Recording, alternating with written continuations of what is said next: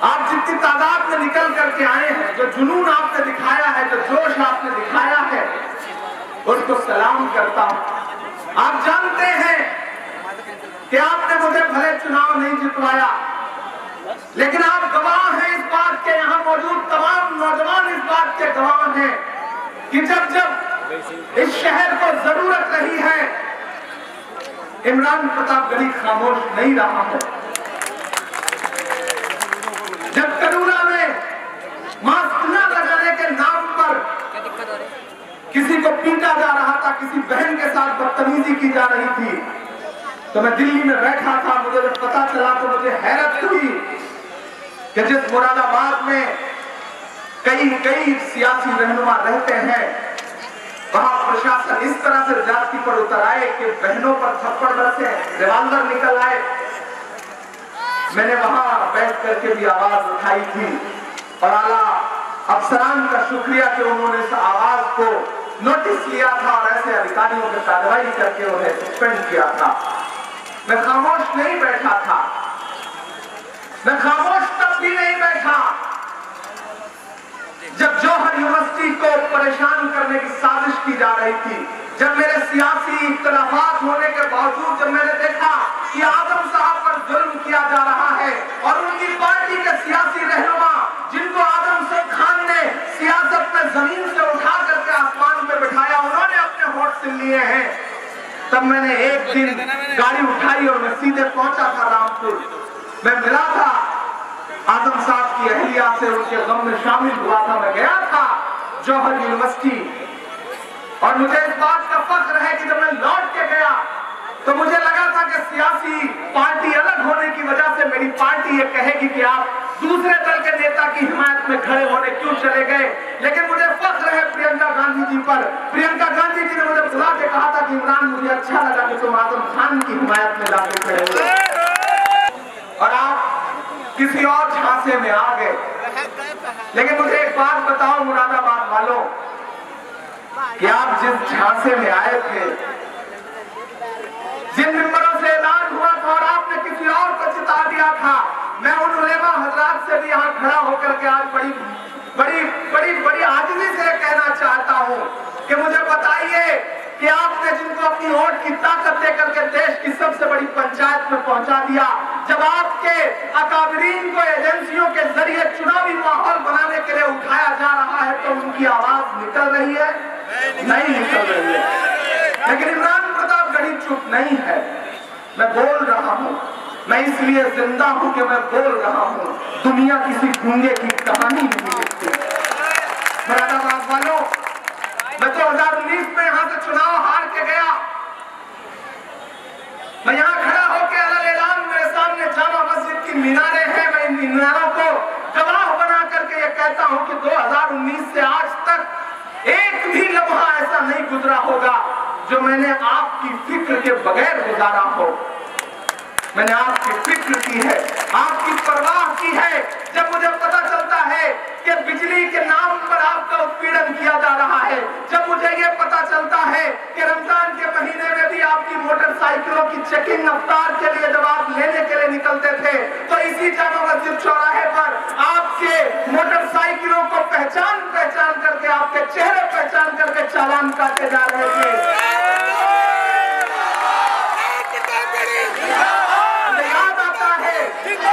हिंदुस्तान के किसी भी शहर में रहता हूं, जब मुझे ये पता चलता है कि इसी वारसी नगर में कोरोना के दौरान कोई एक इंसान अनाज मांगने गया तो लेटर पैड पर लिख दिया गया डीएम को कि इसे एक दिन का अनाज मुहैया करा दीजिए, मुझे हैरत होती है। मुझे फोन किया था अहमद ने, कुछ पत्रकार साथियों ने मुझे फोन किया था कि तकरीबन 35 परिवार हैं जिन्हें राशन की जरूरत है। मैंने फोन किया और मैंने कहा मैं दिल्ली में बैठा हूं तो क्या हुआ, मेरा दिल मुरादाबाद में है, जाइए राशन पहुंचाइए। मैं जो मेरी हैसियत बन पड़ सकती थी मैंने मदद की। लेकिन मुझे हैरत होती है कि इस शहर के सियासी रहनुमा क्यों नहीं चाहते कि मैं आपके बीच में आऊं। जब एनआरसी के आंदोलन में मैं ईदगाह में आ रहा था तब भी चिट्ठियां लिखी गई थी प्रशासन को और ये कहा गया था कि इमरान को ना आने दिया जाए। अरे भाई क्यों ना आने दिया जाए? मैं भी तो मोहब्बतों का आदमी हूं, मैंने शहर से चुनाव लड़ा है, यहाँ यहाँ के लोगों ने मुझे मोहब्बत दी है, आखिर मुझे क्यों रोकना चाहते हैं यहाँ के सियासी रहनुमा? मैं नाम नहीं लूंगा, लेकिन आप जानते हैं कि मैं किनका जिक्र कर रहा हूं। अगर ये काम गैरों ने किया होता तो मुझे उतनी शिकायत नहीं होती। मुझे अफसोस ये है कि जो आपकी नुमाइंदगी का दावा करते हैं, उन्होंने प्रशासन को, उन्होंने कमेटियों को फोन करके ये कहा कि किसी भी तरह से इमरान को ना आने दो, ये कर दो, वो कर दो, जो बन पड़े कर दो, लेकिन इमरान को ना आने दो। आखिर क्यों डरते हैं आप 34 साल के एक नौजवान लड़के से? क्यों डर लगता है आपको? दरअसल आपको इमरान से डर नहीं लगता। इमरान की बजाय आपको इमरान जो जुल्म के खिलाफ खड़ा होता है, जो आवाज उठाता है, आपको उससे डर लगता है, क्योंकि आपको लगता है कि अगर इमरान इस शहर में बार बार आता रहा तो इस शहर के नौजवानों को बेदार कर देगा और एक दिन यही नौजवान इन सियासी रहनुमाओं की गर्दन पकड़ के कहेंगे कि हमारे जुल्म का बोलना पड़ेगा। ये डरते हैं कि मैं आपको बेदार कर दूंगा, ये डरते हैं कि मैं हिंदुस्तान के किसी भी शहर में होने वाले जुल्म के खिलाफ बोलने के लिए इन्हें मजबूर कर दूंगा। ये डरते हैं। मेरे भाई, मैं आज यहां खड़ा हूं, मैं कल राबिया के घर जाऊंगा और उसके बाद यहां से जब दिल्ली पहुंचूंगा तो सुबह फ्लाइट पकड़ूंगा 28 तारीख को और सीधे असम जाऊंगा, जहां सीनों पे सीधे गोलियां मारी गई थी। लेकिन मुरादाबाद वालों, जानते हो मुझे एक चीज क्या खलती है कि जब मैं हिंदुस्तान के किसी भी शहर में जाता हूं तो लोग मुझसे कहते हैं, लोग अखबारों में लिखते हैं कि इमरान प्रतापगढ़ी आया है। मुझे लगता है, मुझे एक चीज महसूस होती है कि काश लोग मुझे, जब मैं असम में उतरता, जब मैं कलकत्ता में किसी जुल्म के खिलाफ खड़ा होता, जब मैं झारखंड में पहलू और तबरेज से लेकर के किसी भी माओ के आंसू पहुंच रहा होता किसी शहर में, तो लोग काश मुझे कहते कि मुरादाबाद का सांसद आया है लोगों के जुल्म के लिए, काश ऐसा होता। ये चीज मुझे खलती है आपको भरोसा दिलाने की। मैंने बड़ी कोशिश की थी आपको भरोसा दिलाने की, लेकिन मुझे अफसोस है कि मैं आपको भरोसा नहीं दिला पाया, क्योंकि पर्चियां चल गई, मिंबरों से ऐलान हो गया।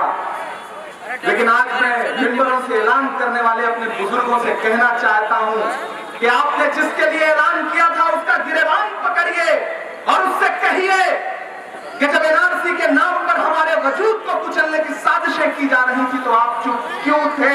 आप चुप क्यों थे जब आजम खान के साथ मारने की इंतहा तक का जुल्म किया जा रहा है, जब जौहर यूनिवर्सिटी को मिटाने की साजिशें की जा रही हैं, तो आप चुप क्यों हैं? जिस पार्लियामेंट में बैठ करके इस तरह के मंसूबे और कानून बनाए जा रहे थे, वहां किस जबान से आप खामोश रहते हैं? काश हमारे मजहबी रहनुमा ये सवाल करें। मैं आपके बीच खड़ा हूं और ये कहने के लिए खड़ा हूं कि मुरादाबाद वालों, मुल्क बहुत नाजुक दौर से गुजर रहा है, मुल्क बहुत नाजुक दौर से गुजर रहा है। सीनों पे गोलियां मारी जा रही हैं, लोगों के घर ढहाए जा रहे हैं, जमहूरियत को हर दिन कुचलने की साजिश की जा रही है। ऐसे मुश्किल वक्त में आपको एकजुट होना पड़ेगा, आपको सियासी तौर पर बेदार होना पड़ेगा। 400 से ज्यादा किसान सरहदों पर बैठे बैठे मर गए, शहीद हो गए, लेकिन इस सरकार के काम पर जू नहीं रेंग रही है। मुझसे एक मीडिया के साथी ने कहा कि कांग्रेस किसान आंदोलन के साथ खड़ी है, आप क्या कहेंगे? मैंने कहा मैं तो नरेंद्र मोदी जी से बस इतना कहना चाहता हूं कि 400 से ज्यादा मौतें हो चुकी हैं, तुझको कितनों का लहू चाहिए अर्ज़े वतन, कितनी आहों से कलेजा तेरा ठंडा होगा। नरेंद्र मोदी जी बता देंगे कितने और किसान शहीद हो जाएंगे, उसके बाद वो किसानों के इस कानून को वापस लेंगे। बता दें नरेंद्र मोदी साहब, तो शायद हम उतनी कुर्बानियां और दे दें, तब किसानों की बात मान ली जाए। ये सरकार जो अडानी और अंबानी की सरकार बन के बैठी है, राहुल जी ने कहा कि ये हम दो हमारे दो की सरकार है, तो जो राहुल जी ने बात कही थी वो बड़ी सच्ची बात कही थी। मुरादाबाद वालों, बहुत सारे लोग आपको बीच ये कहने के लिए आएंगे कि कांग्रेस को लेकर के आप बड़े बदजन हैं। मैं तो आज यहां आपसे खड़ा होकर बस एक बात कह रहा हूं कि आने वाले असेंबली चुनाव में कुछ दिन बाद इलेक्शन होगा, मुझे मुरादाबाद से कुछ विधायक जितवा दीजिए आप कांग्रेस पार्टी के। उसके बाद मैं इस शहर को बताऊंगा कि सियासत क्या होती है, रहनुमाई क्या होती है, खड़ा होना क्या होता है, आपके साथ खड़ा होना क्या होता है, ये मैं आपको एहसास दिलाऊंगा। मुरादाबाद वालों, जिस शहर में कई विधायक रहते हो, जिस शहर में सांसद रहता हो, उस शहर में प्रशासन इतनी मनमानी पर उतर आए कि बहनों पे थप्पड़ पड़े? नहीं, इतनी हिम्मत नहीं होनी चाहिए, इतनी हिम्मत नहीं होनी चाहिए। आग को पानी का डर बना रहना चाहिए, वो डर आपने खत्म कर दिया है। मैं आपसे ये कहने आया हूं, सपा के एक नेता से मेरी बात हो रही थी, उन्होंने कहा इमरान साहब आप मुरादाबाद में जबरदस्ती परेशान हो रहे हैं, बंजर जमीन है, वहां कुछ नहीं निकलेगा कांग्रेस के लिए, वहां के लोग मजबूर हैं हमें वोट देने के लिए। हमने कहा मुगालते में हैं आप, ये मुरादाबाद की आवाम है, ये एक बार किसी को पलकों पे बिठाती है तो जब उतारती है तो जमीन में गाड़ भी देती है। मैं आपसे ये कहने आया हूं कि जिन्हें ये लगता है कि उनकी ठेकेदारी है आपके ऊपर, जिन्हें ये लगता है कि आप उनको वोट देने के लिए मजबूर हैं, आने वाले असेंबली चुनाव में उन्हें बताइए कि नहीं, हम मजबूर नहीं हैं। एक बेटा, एक भाई है हमारा जिसका नाम इमरान प्रतापगढ़ी है, उसने हमसे कहा है कि आग को पानी का डर बना रहना चाहिए।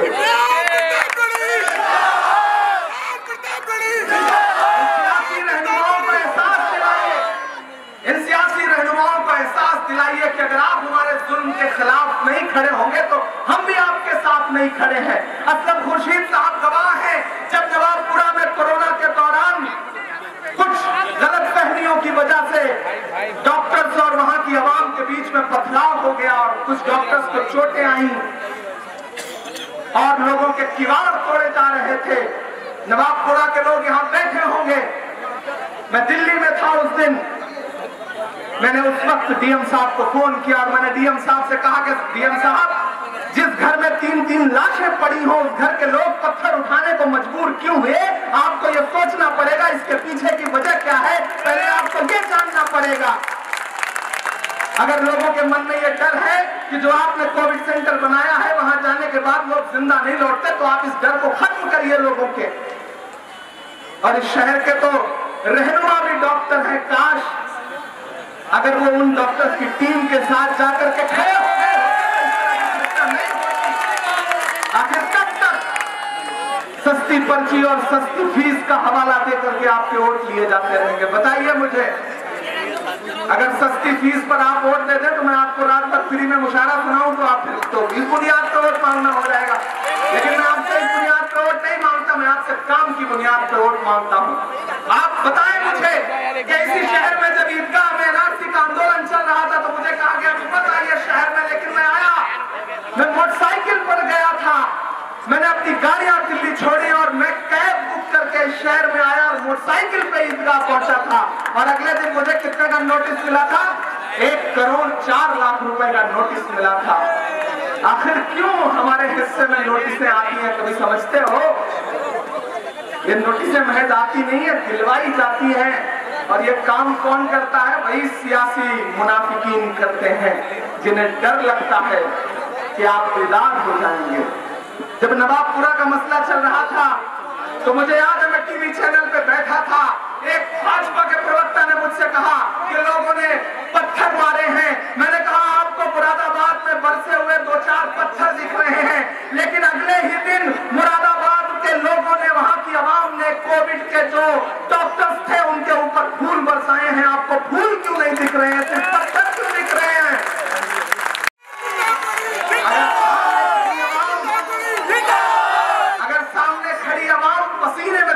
रहेगी तो मुझे कोई हक नहीं है कि मैं पंख में बैठूं, मैं भी पसीने में तरबतर रहूं।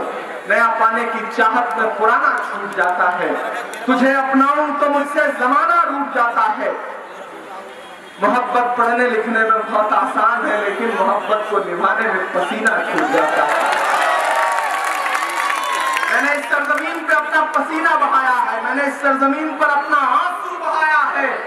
जिन्हें ये लगता है कि मैं छोड़ के चला जाऊंगा इस शहर का, उन्हें मैं बता दूं कि नहीं, अब मैं शहर को छोड़ के जाऊंगा नहीं। मैंने शहर को अपनी आखिरी सांस तक के लिए चुन लिया है। अब मुझे उस दिन का इंतजार है जब मुझे ये शहर चुनेगा, जब ये शहर मुझे अपना मानेगा, तब मैं मानूंगा कि मेरा यकीन, मेरा भरोसा आज जाके कामयाब हुआ है, क्योंकि मैंने तो आपको चुना है। मुझे देखना है कि आप मुझ पर वो भरोसा कब जताते हैं। यही तो कहा गया था ना कि इमरान जीत के चला जाएगा, उसे वोट मत देना, बाहरी है, जीत के चला जाएगा। मैं तो हार के भी नहीं गया ना। नजर आता हूं कि नहीं? इन्हीं सड़कों पे दिखता हूं या नहीं? तुम्हारे मसलों पर बोलता हूं या नहीं बोलता हूं? बताओ। और मैं मुरादाबाद वालों में आपके एहसास समझता हूं। मैं जानता हूं कि आप खुदपरस्त लोग नहीं हैं। आप सिर्फ अपने मसलों पर नहीं रोते हैं, आप सिर्फ अपने मसलों पर आपका दिल नहीं धड़कता है। आप चाहते हैं कि हिंदुस्तान के किसी भी शहर में जुल्म हो तो आपका नुमाइंदा बोले, आवाज उठाए। आप ये चाहते हैं, मैं जानता हूं आपकी ख्वाहिशें इतनी सी हैं। तो मुझे बताओ कि मुझे आपने हरा दिया, लेकिन उसके बावजूद हिंदुस्तान में कहीं भी जुल्म हुआ, आप उठा के देख लो सोशल मीडिया, आप देखोगे कि मैंने नजीब की मां को अपने सीने से लगा रखा है। आप पाओगे ऐसी तस्वीरें जब देखोगे कि मैंने पहलू खान की मां को अपने सीने से लगाया है। आप देखोगे तो ये पाओगे कि मैंने तबरेज के परिवार को अपने सीने से लगाया है। आप देखोगे, तलाशोगे तो ये पाओगे कि असम में अगर जुल्म हुआ तो इमरान प्रतापगढ़ी चुप नहीं रहा।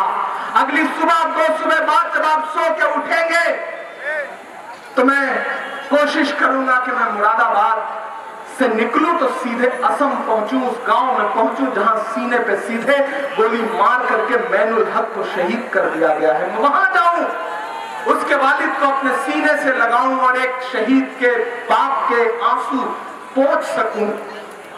मैं वहां जाऊंगा, मैं वहां जा रहा हूं।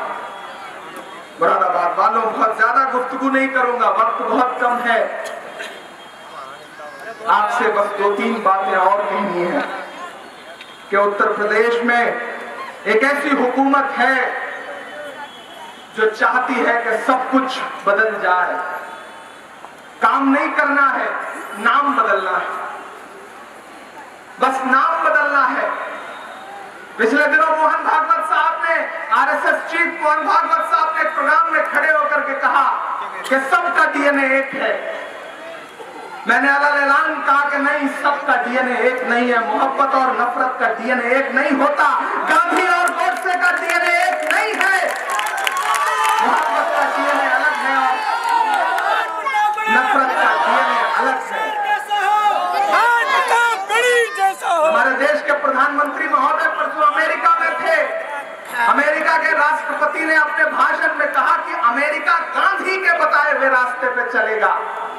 नरेंद्र मोदी साहब अमेरिका जैसा देश कह रहा है कि हम गांधी के रास्ते पर चलेंगे और हमारा भारत जो है वो गोडसे के रास्ते पर चल रहा है। ये कब रुकेगा सिलसिला? आखिर कब बोलेंगे आप? आखिर कब बोलेंगे? मैं दिल्ली में रहता हूं, दिल्ली में कोर्ट के अंदर गोलियां चल रही हैं। ये हाल करके रख दिया गया है। मुरादाबाद वालों, मुल्क बहुत नाजुक दौर से गुजर रहा है। आपको सोचना पड़ेगा, आपको समझना पड़ेगा। आपने अब तक जिन जिन सियासी दलों पर भरोसा जताया है, जिन जिन क्षेत्रीय दलों के विधायक जितवाए हैं, सांसद जितवाए हैं, मैं यहाँ 2 बातें आपसे बहुत जिम्मेदारी भरी कह रहा हूँ। लोग आपसे कहते हैं कि कांग्रेस ने अक़लियतों को क्या दिया, मुसलमानों को क्या दिया। ये सवाल आपके बीच में उठाया जाता है कि क्या दिया। अरे वो कांग्रेस ही थी जिसने डॉक्टर जाकिर हुसैन को इस देश का राष्ट्रपति बनाया। वो कांग्रेस ही थी जिसने फखरुद्दीन अली अहमद साहब को इस देश का राष्ट्रपति बनाया। वो कांग्रेस ही थी जिसने, जब दोनों तरफ लहू लहू मंजर थे, सरहद के इस पार और सरहद के उस पार, 1947 के बाद मुल्क आजाद हुआ, तो वो कांग्रेस ही थी कि जब पंडित नेहरू जी ने आगे बढ़कर के मौलाना आजाद को अपने सीने से लगाया और अपनी कैबिनेट में पहला शिक्षा मंत्री बनाया। आजकल कुछ लोग ये कहते घूम रहे हैं कि उप मुख्यमंत्री, मैं नाम गिना रहा हूं। अरे वो कांग्रेस ही थी जिसने सैयदा अनारा तैमूर को असम का पहला मुख्यमंत्री बनाया। वो कांग्रेस ही थी जिसने बरकतुल्लाह साहब को राजस्थान का मुख्यमंत्री बनाया। वो कांग्रेस ही थी जिसने अब्दुल गफूर को बिहार का मुख्यमंत्री बनाया। वो कांग्रेस ही थी जिसने अब्दुल रहमान अंतुले को महाराष्ट्र का मुख्यमंत्री बनाया। वो कांग्रेस ही थी जिसने गुलाम नबी आजाद को कश्मीर का मुख्यमंत्री बनाया। वो कांग्रेस ही थी। हाँ, कांग्रेस से आपको कुछ शिकायतें भी हो सकती है। मैं मुरादाबाद में खड़ा हूं तो ये बात मैं ऐलान कह रहा हूं, और मैं माइनॉरिटी डिपार्टमेंट के चीफ की हैसियत से आपसे ये कह रहा हूं कि अगर आपके दिल में जख्म है तो आपसे बस इतना कहना है कि माजी का मातम करने से मुस्तकबिल बेहतर नहीं होता है। मुल्क बहुत बुरे दौर से गुजर रहा है। ये जो छोटी छोटी सूबों की पार्टियां हैं, ये आपके छोटे छोटे मसलों पर तो लड़ेंगी। हो सकता है थाने से आपकी मोटरसाइकिल छुड़वा दें, हो सकता है किसी मामले पर एसआई से बात कर लें, हो सकता है किसी मामले पर सीओ से बात कर लें, लेकिन जिस दिन किसी बड़े मसले पर आपके साथ खड़े होना होगा, ये अपने घरों में छुप के बैठ जाएंगे, क्योंकि इनकी गर्दन सीबीआई के हाथ में है। बहुत जिम्मेदारी भरी बात कह रहा हूं। मुझे बताओ कि जब बिजनौर से लेकर के, मेरठ से लेकर के, मुजफ्फरनगर से लेकर के कानपुर तक एनआरसी आंदोलन के दौरान सीनों पर सीधे गोलियां मारी जा रही थी, तो प्रियंका गांधी के अलावा कोई निकल के सामने आया था? मुझे बताओ, नहीं आया था। और मुझे वो दिन भी याद है कि जिस दिन गोलियां बरसी थी, उसकी अगली सुबह प्रियंका गांधी जी, राहुल गांधी जी, सोनिया गांधी जी 3 डिग्री टेम्परेचर में गांधी जी की मजार के सामने राजघाट पर पूरा दिन धरने पर बैठे थे। मैं साथ था। इसलिए आपसे कह रहा हूं कि अब आपके मसाइल बड़े हैं। अब आपके मसले थाने और छोटी छोटी बाजारों तक के नहीं हैं। अब आपके मसले आपके वजूद के हैं। फिरौन की है, नमरूद की है, फूलों से जंग बारूद की है। इस बार तो डरना नामुमकिन, इस बार तो बात वजूद की है। अब मसला आपके वजूद का है। ऐसी ताकतें इस मुल्क में पैर पसार रही है जो चाहती है कि आप पर ठप्पा लगा दिया जाए, आपसे सबूत मांगा जाए हर दिन वतन परस्ती का, और आपको लगातार ये कहा जाए कि नहीं, जमहूरियत के दायरे से बाहर हैं आप। ऐसे में मेरे भाई, आपको बड़ी ताकतों पर भरोसा जताना पड़ेगा। आप एक बार फिर से कांग्रेस पर भरोसा करिए, आप एक बार इमरान प्रतापगढ़ी पर भरोसा करिए। और मैंने कहा ना, इस असेंबली इलेक्शन में, इस विधानसभा के इलेक्शन में मुरादाबाद से कांग्रेस के कुछ विधायक जितवा दीजिए, उसके बाद इंशाअल्लाह हम बताएंगे कि रहनुमाई किसको कहते हैं और आपके हक में खड़ा होना किसको कहते हैं। जो हमें डराते हैं, हम डरने वालों में से नहीं हैं। हम उन्हें बताना चाहते हैं कि हम डरने वालों में से नहीं हैं। आप साजिश करोगे, आप रोकने की कोशिशें करोगे, आप आवाम से मुझे मिलने नहीं दोगे, तो हम अलग-ऐलान आपसे ये कहेंगे कि मत समझना डराने से डर जाएंगे, मत समझना डराने से डर जाएंगे, अब के सारी हदों से गुजर जाएंगे, मत समझना डराने से डर जाएंगे, अब के सारी हदों से गुजर जाएंगे, मौत के नाम का खौफ देता है क्यों, मौत के नाम का खौफ देता है क्यों, मौत जिस रोज आएगी मर जाएंगे, मत समझना डराने से डर जाएंगे, अब के सारी हदों से गुजर जाएंगे, कि हमने ज़मज़म दिया, हमने गंगा दिया। ये सामने जामा मस्जिद की मीनारें हैं और पीछे राम गंगा है। इमरान प्रतापगढ़ी यहाँ खड़ा होकर के ये मिसरे पढ़ता है, एक तरफ मस्जिद की मीनारें और एक तरफ राम गंगा। मैं जिस शहर में पला बढ़ा, जहां मेरी पढ़ाई हुई इलाहाबाद यूनिवर्सिटी में, वहां गंगा जी हैं, जमुना जी हैं और यहाँ राम गंगा है। ऐसे में इमरान एक मिसरा पढ़ता है। और ये जो पूरी कांग्रेस है, ये जो 3 रंग है, आप देख रहे हैं इसमें हरा, सफेद, केसरिया, ये 3 रंगों से मिलकर के जो कांग्रेस पार्टी का वजूद बनता है, इमरान इसके लिए मिसरे पढ़ता है कि हमने ज़मज़म दिया, आबे गंगा दिया, तुमने भारत दंगा ही दंगा दिया, तुमने भारत को दंगा ही दंगा दिया। और अगले जो दो मिसरे हैं, यहां से लेकर के वहां तक एक एक हाथ हवा में उठेगा। अगले जो दो मिसरे हैं उस पर मैं पढ़ने चल रहा हूं कि हमने ज़मज़म दिया, आबे गंगा दिया, तुमने भारत को दंगा ही दंगा दिया, तुमने एक रंग के ख्वाब देखे मगर हमने हिंदुस्तान को तिरंगा दिया।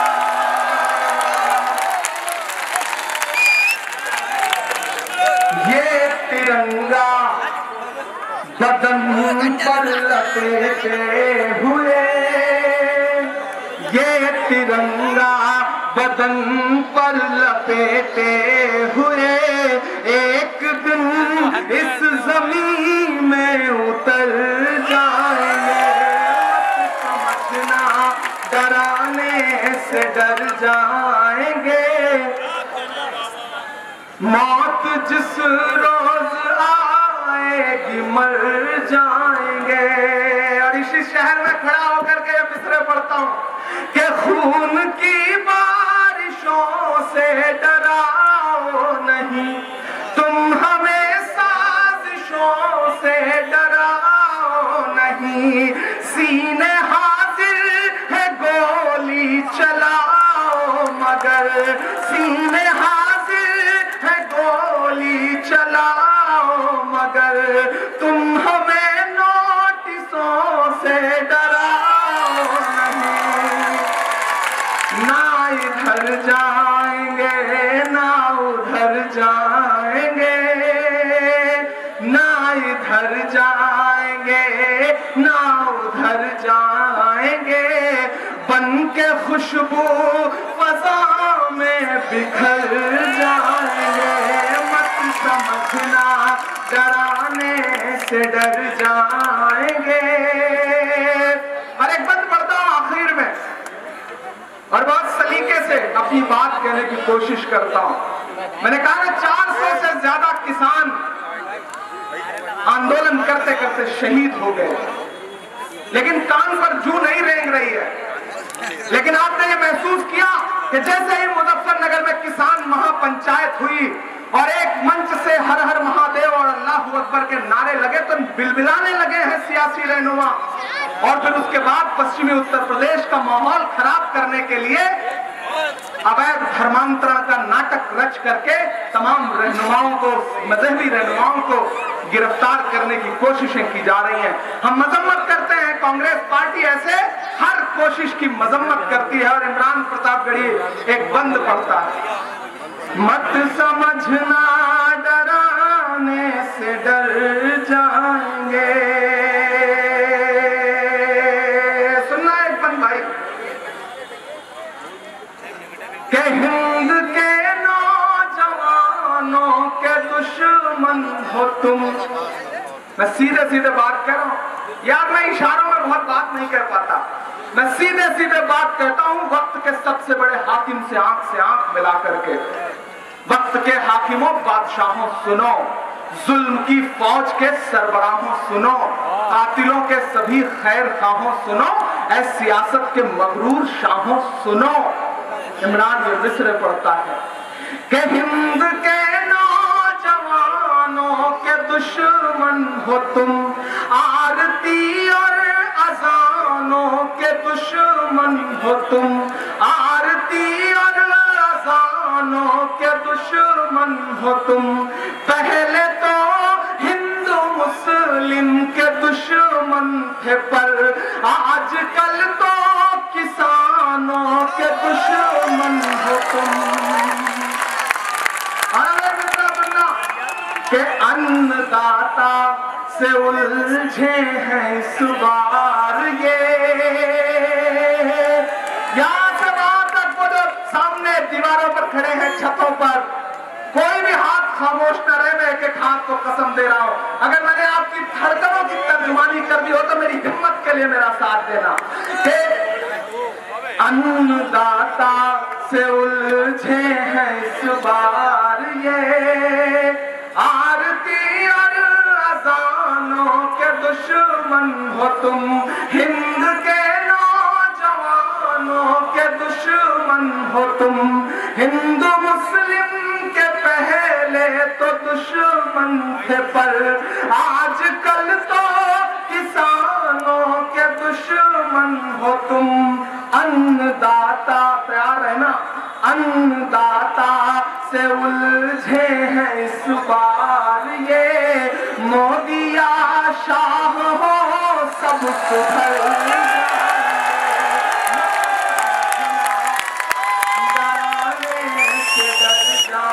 जाएंगे।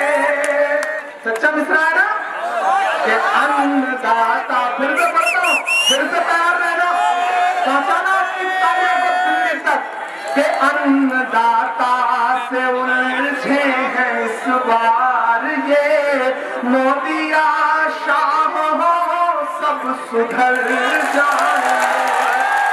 समझना डराने से डर जाएंगे, अब के सारी हदों से गुजर जाएंगे।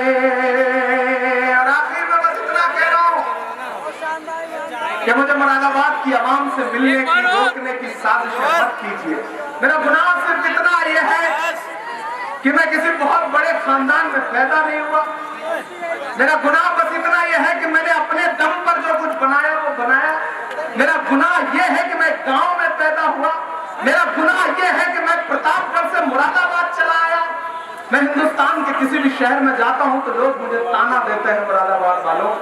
लोग मुझसे कहते हैं कि क्यों गए थे मुरादाबाद, हमारे शहर में आते हम जितवा के भेजते। तब थोड़ा सा शर्मिंदा होता हूं, लेकिन पलट के लोगों से ये कह देता हूं कि देखो यार, मुरादाबाद से मेरी सांसों का रिश्ता जुड़ गया है। हारूं जीतूं चाहे जो करे मुरादाबाद, लेकिन अब रहूंगा तो मुरादाबाद नहीं रहूंगा। मैं इन तमाम साजिश करने वालों से ये कहना चाहता हूं कि ख्वाब की तरह पल के आए हैं, कितने सांचे में ढल के आए हैं। तुम सिफारिश से जहां पहुंचे हो, हम वहां खुद ही चल के आए हैं।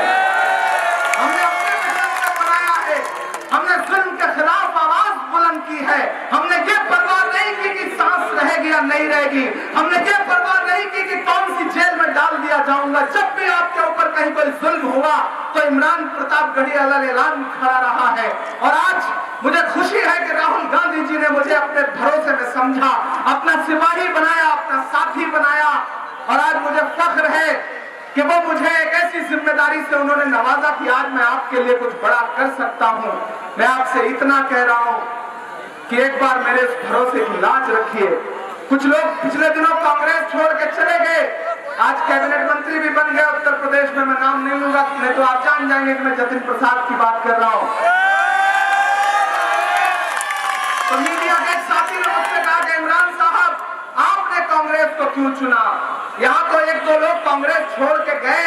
हमने कहा जो कांग्रेस छोड़ के गए उनसे उनका सवाल हमसे मत पूछिए, क्योंकि उनके वालिद को, उनको कांग्रेस ने बहुत कुछ दिया है, उनकी उंगली पकड़ करके चलना सिखाया है। और अगर आज वो छोड़ के चले गए तो सवाल उनसे पूछिए, हमसे मत पूछिए। क्योंकि अगर बेटा बाप को छोड़ के जाए तो सवाल बेटे से होना चाहिए, बाप से नहीं होना चाहिए। और पिछले दिनों राहुल गांधी जी ने एक स्टेटमेंट दिया है। उन्होंने कहा कि जो आरएसएस से डर रहे हैं, जो डरने वाले लोग हैं, उनसे कहो कांग्रेस छोड़ दें। और जो बाहर हैं और डर नहीं रहे, उन्हें कांग्रेस में ले आओ। ये राहुल गांधी जी ने कहा है। मैंने उस दिन शेर कहा कि कांटे गुल के साथ नहीं चल सकते हैं, कांटे गुल के साथ नहीं चल सकते हैं, बुज़दिल खुल के साथ नहीं चल सकते हैं। रास्ते में जो छोड़ गया उसे जाने दो, सब राहुल के साथ नहीं चल सकते हैं। मुरादाबाद वालों, आपको चलना पड़ेगा, आपको मेरा साथ देना पड़ेगा, आपको मुझ पर भरोसा जताना पड़ेगा। मैंने शहर से सिर्फ एक चुनाव लड़ने का रिश्ता नहीं जोड़ा है। मैं शहर से, मैंने कहा ना, कांग्रेस पार्टी जिस भी पैनल को लड़ाएगी उसके लिए अपनी पूरी मेहनत करूंगा, कोशिश करूंगा। और अगर आपने उसमें से मुझे कुछ विधायक जितवा के दे दिए तो आप यकीन करिए कि जब भी आपके किसी मसले की बात आएगी तो मैं अपने उन विधायकों का हाथ पकड़ के आपके दरवाजे पर उन्हें खड़ा करके कहूंगा कि आवाम का काम करिए, आवाम का काम आपको करना पड़ेगा। लेकिन उसके लिए आपको एक बार भरोसा जताना पड़ेगा, एक बार कांग्रेस पार्टी के साथ फिर से आना पड़ेगा। आपने शहर से न जाने कितने लोगों को जिता दिया, अरे गहरे लोगों को भी जिता दिया, न जाने किसको किसको जिता दिया। एक बार कांग्रेस पार्टी पे भरोसा जताइए, भरोसा जताएंगे आप, मुझे पूरा यकीन है मुझे, जताएंगे ना। मैं आपका हाथ नहीं उठवाऊंगा, हाथ वो उठवाते हैं जिन्हें भरोसा नहीं रहता। मुझे आप पे भरोसा है इसलिए मैं आपका हाथ नहीं उठवाऊंगा। लेकिन मैं चाहता हूं कि मैं यहां खड़ा हूं तो मैं 1 मिनट के लिए आपसे काम करने को बोलूं। दिल्ली की कोर्ट में 6 लोग आपसी गोलाबारी में मारे गए, गोली चली दिल्ली की कोर्ट में, दिल्ली जैसी जगह पे कोर्ट के अंदर गोली चली। ये है भारतीय जनता पार्टी की कानून व्यवस्था। और उधर असम में ऐसी भी बेशर्म तस्वीरें इस देश ने देखी कि पुलिस ने मैनुल हक के सीने पे गोली मारी तो एक पत्रकार नहीं बल्कि एक फोटो जर्नलिस्ट था जो उसकी लाश पर उछल रहा था। हमारी आंखों ने ऐसे भी मंजर देखे हैं। मैं मुरादाबाद में खड़ा हूं, मुझे 2 दिन बाद वहां जाना है, तो मैं चाहता हूं कि जब मैं उस बाप से मिलने जाऊं, मैनुल हक के वालिद से, तो मैं उससे कहूं कि मैं मुरादाबाद होके आया हूं और मुरादाबाद भी आपके गम में शामिल रहा है। मैं चाहता हूं आप शामिल हैं उन सबके गम में ना। आप सबके हाथ में मोबाइल है, मोबाइल निकालिए, उसकी टार्च जलाइए और 1 मिनट के लिए खामोशी के साथ मैनुल हक को खिराजे अकीदत पेश करिए। आप करिए ये, मैं अपनी टार्च जला रहा हूं और मैं चाहता हूं कि आप सारे लोग, सबके पास मोबाइल है, कैमरा है ना, उधर जो सीढ़ियों पर है उनसे भी गुजारिश कर रहा हूं, अभी सारे लोगों ने नहीं जलाया है, सारे लोग जलाएं। जो मस्जिद पर खड़े हैं, मस्जिद से जो रोशनी आती है उसकी बात ही कुछ अलग होती है। आप भी जलाइए, मुझे आपकी टार्च दिखनी चाहिए।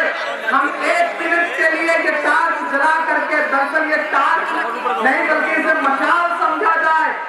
मैंने सोचा था कि मैं मशाल हाथ में लेकर के बात करूंगा, लेकिन मशाल नहीं कर सके तो मैंने सोचा हम अपने इसी टार्च को मशाल की तरह इस्तेमाल करेंगे।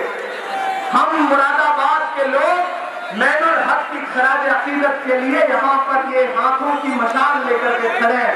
बहुत शुक्रिया, आपने ये भरोसा जो जताया है उसके लिए मैं एक बार फिर से आपका शुक्रिया करना चाहता हूँ। और आखिर में जाते जाते बस इतना कह रहा हूँ कि ये जमीन तब भी निगल लेने पर आमादा थी, ये जमीन तब भी निगल लेने पर आमादा थी।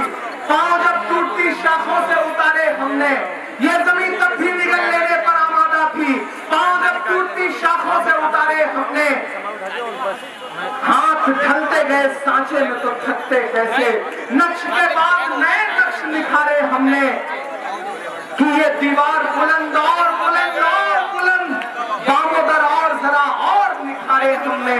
आंधियां तोड़ लिया करती थी शम्मों की लवें, जल दिए इसलिए बिजली के सितारे हमने।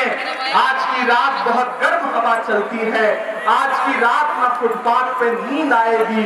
सब उठे, मैं भी उठूं, तुम भी उठो, तुम भी उठो, कोई खिड़की इसी दीवार में खुल जाएगी।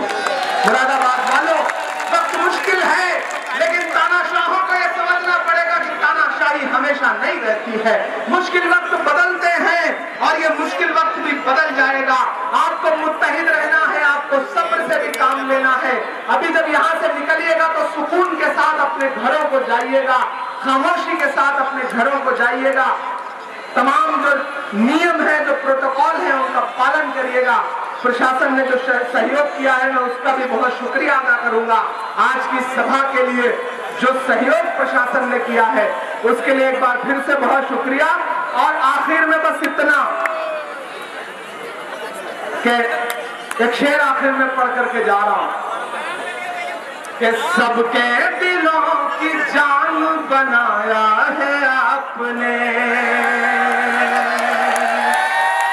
सबके दिलों की जान बनाया है आपने, मुश्किल को भी आसान बनाया है आपने। कैसे अदा करूंगा मोहब्बत का कर्ज मैं,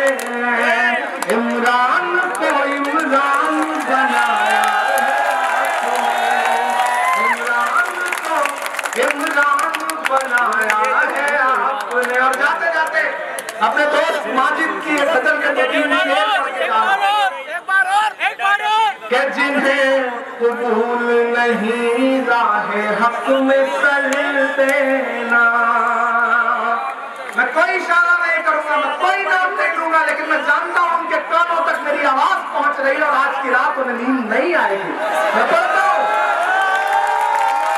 कि जिन्हें कबूल नहीं राहे हक में सर देना, जिन्हें कबूल नहीं राहे हक में सर देना, हमारी कौम को ऐसे न राहबर देना, हमारी कौम को ऐसे न राहबर देना।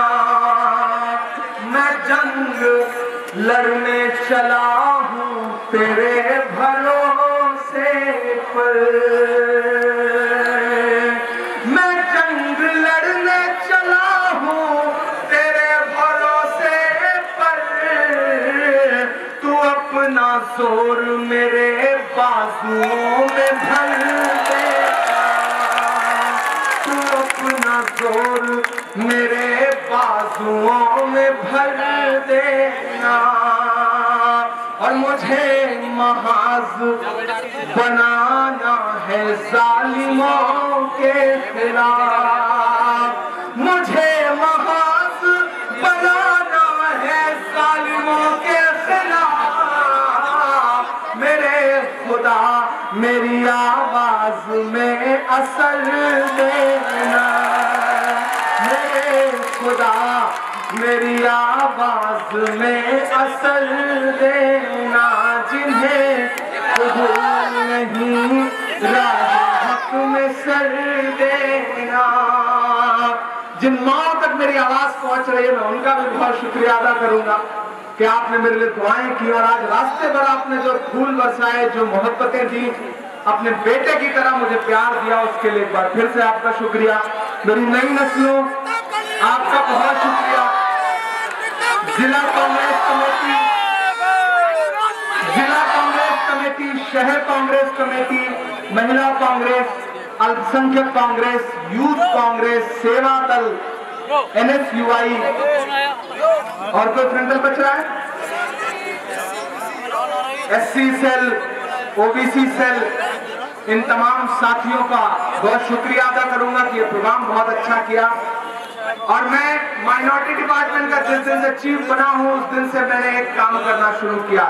आपको याद होगा कि इंदौर में चूड़ी वाले को मारा गया, उसके बाद एक आदिवासी कन्हैया भील को घसीट करके मार दिया गया। मैंने उसके दूसरे दिन राहुल गांधी जी से मुलाकात की और मैंने राहुल जी से कहा कि राहुल जी, मैं चाहता हूं कि मैं जिस डिपार्टमेंट का हेड हूं उसके बैनर तले एक लीगल सेल बनाऊं, और इस तरह का पूरे मुल्क में कहीं कोई मसला होता है तो हम अपने डिपार्टमेंट की तरफ से, माइनॉरिटी डिपार्टमेंट की तरफ से ऐसे हर मजलूम के लिए वकील फराहम करें, उनको लीगल मदद फराहम करें। राहुल गांधी जी ने मुझसे कहा कि इमरान, मैं तुम्हारे साथ खड़ा हूं, बिल्कुल ये काम आगे बढ़ करके करो। कांग्रेस का काम है मजलूम के साथ खड़े होना, जालिम के खिलाफ खड़े होना। और सच में अभी असम में इंसिडेंट हुआ है, ट्विटर हैंडल उठा के देना, देख लेना अखिलेश यादव जी की, ट्विटर हैंडल उठा के देख लेना मायावती जी का। एक लफ्ज उन्होंने अगर आपके लिए बोला हो तो कौन बोला? राहुल गांधी जी ने आपके लिए ट्वीट किया। और असम का जो PCC प्रेसिडेंट है हमारा भूपेंद्र कुमार बोरा, वो उस परिवार से जब मिलने गया तो पुलिस ने वहां उसे रोक लिया और पुलिस ने कहा आप आगे बढ़ेंगे तो हम आपको आगे नहीं जाने देंगे। बटन ऐसे फाड़े और कहा यू वांट किल मी, लेकिन मैं मिलने जाऊंगा। ये है कांग्रेस पार्टी। आप कांग्रेस पार्टी को लेकर के कहीं वर्तन है, अगर आपके दिल में कहीं कोई जख्म है जख्म, मैं मानता हूं, ऐसे जख्म लेकर के आइए, इंशाअल्लाह मैं बेटे की तरह उस पर मरहम लगाने की कोशिश करूंगा और आपके साथ खड़ा मिलूंगा। AICC में अब आपकी दुआ से मेरे पास एक चैम्बर है। कांग्रेस पार्टी का जो राष्ट्रीय ऑफिस है जिसे AICC बोलते हैं, वहां अब आपके भाई का एक ऑफिस है। आपने मुझे पार्लियामेंट में तो ऑफिस नहीं बनाने दिया, आपने मुरादाबाद में तो ऑफिस नहीं बनाने दिया, लेकिन कांग्रेस पार्टी ने मुझे AICC में एक ऑफिस दिया है। आप कभी भी आए, आपके लिए मेरे दरवाजे खुले हैं। और जब भी इस शहर को जरूरत पड़ेगी आपको बुलाना नहीं पड़ेगा, मैं खुद आऊंगा, ये मैं आपसे वादा कर रहा हूँ। बहुत मोहब्बत आपके इस प्यार के लिए, आपके सहयोग के लिए। प्रशासन का भी बहुत सारा शुक्रिया जो उन्होंने सहयोग किया और इस कार्यक्रम को सुचारू रूप से करने में उन्होंने जो आज मदद की उसके लिए फिर से उनका बहुत शुक्रिया। पूरी कांग्रेस पार्टी का बहुत शुक्रिया, बहुत शुक्रिया, बहुत मोहब्बत।